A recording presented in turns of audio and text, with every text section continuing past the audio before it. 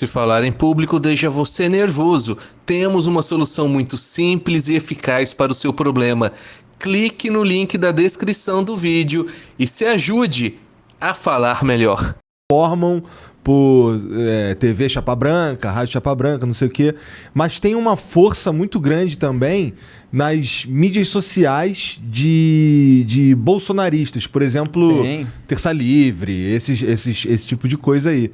Cara, como é que tu enxerga essa mídia social bolsonarista? Bom, já foi foco de muitos artigos meus. Tem uma coisa que o eleitor que quer ser atento, que quer entender mais da arena pública, precisa entender que muitas vezes o influenciador de rede social, ele vai usar uma pequena verdade ou algumas pequenas verdades para depois vender um pacote completo carregado de mentiras e desinformação. Então, vários desses bolsonaristas, eles tiveram alguma projeção apontando coisas que a esquerda corrupta, por exemplo, fazia. Não quer dizer que toda a esquerda fazia aquilo e tal, mas a ala corrupta ali da esquerda fazia. Olha isso e tal, não sei o quê. E, sei lá, a imprensa não mostra, eles generalizam, eles não focam, né? Eu sempre busquei focar, obviamente pode ter tido períodos piores em que você dá uma pancada mais geral, mas você refuta o colunista, você refuta aquela notícia. Eles fazem um ataque geral que é para deslegitimar todas as fontes de informação e eles próprios se tornarem a única fonte fidedigna de informação, que é a fonte oficial daquele grupo político. E, obviamente, as pessoas que se deixam levar por esse tipo de discurso e param de se informar e fazer o seu próprio juízo, o seu próprio filtro, elas acabam sendo intoxicadas com muita propaganda. Então, você tem um chamariz ali de pequenas verdades que atrai, e aí você demoniza todo o resto. Qualquer pessoa que em algum momento aponte ali um problema e que estava apontando os outros também é chamado de traidor e tal, como se a pessoa devesse fidelidade àquilo que está errado. E muita gente acaba vivendo depois disso, e até também tem as questões do algoritmo de rede social e tal, que ajudam. Que ajudam a turbinar esse radicalismo. Elas acabam entrando nessa bolha.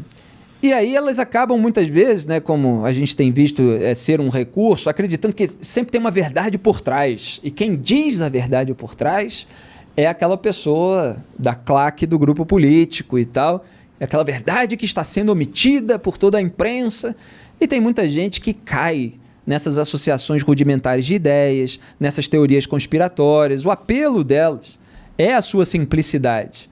E no Brasil a gente tem um problema de uma dificuldade de capacidade de abstração, de você colocar mais variáveis na função. Olha quanto tempo eu dediquei a determinados assuntos que a gente tratou aqui nesse programa, separando elementos, nuances, etc. Aí você pega uma frase feita de qualquer vagabundo ali, às vezes é muito mais cômodo para a pessoa que não quer refletir muito, porque dá trabalho. Dá trabalho se informar. Dá trabalho fazer as devidas ponderações, pesar as coisas. Até para entender o que tu fala. Para entender, pra você entender, necessita um conhecimento prévio de certas coisas, entendeu? Exato. E não é a maioria das pessoas que tem. Então, exato. Isso é um problema que não vai se resolver rapidamente. As pessoas sempre vão estar reféns da própria ignorância. Exato. E, infelizmente, o ser humano ele toma decisões muito mais baseado no instinto próprio do que realmente numa construção lógica grande, formulada de vasto conhecimento. As pessoas olham, se bate com elas e é isso que move elas, entendeu? Exatamente, Monark. E muitas vezes as decisões são tomadas com base numa empatia pessoal e tal, e não numa análise de todos os elementos que estão em jogo. E às vezes a pessoa faz parte daquele grupo político, voltando a um assunto que a gente já tocou, é aquele grupo social dela, são os amiguinhos dela, ou às vezes vem de família e tal. E o sujeito, para se desvincular, ele precisa ter uma força psíquica, moral, muito grande, porque ele vai ser alvo de cara feia, as pessoas vão olhar torto, se ele começar a falar o contrário daquele grupinho com que ele sempre viveu, as pessoas vão repudiar, falar, você está virando não sei o quê e tal, com aquela linguagem binária, porque o binarismo, o maniqueísmo, que é ou você está com a gente ou você está com eles, é a característica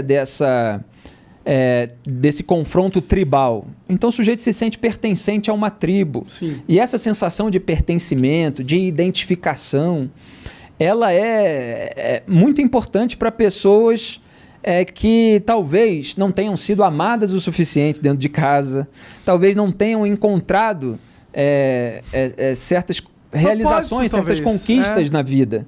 Porque aqueles que têm uma base e tal, estão um pouco se ferrando para falar que o português claro, sem que recorrer ao palavrão, né? Você viu que eu fui até brando, né? Ferrando.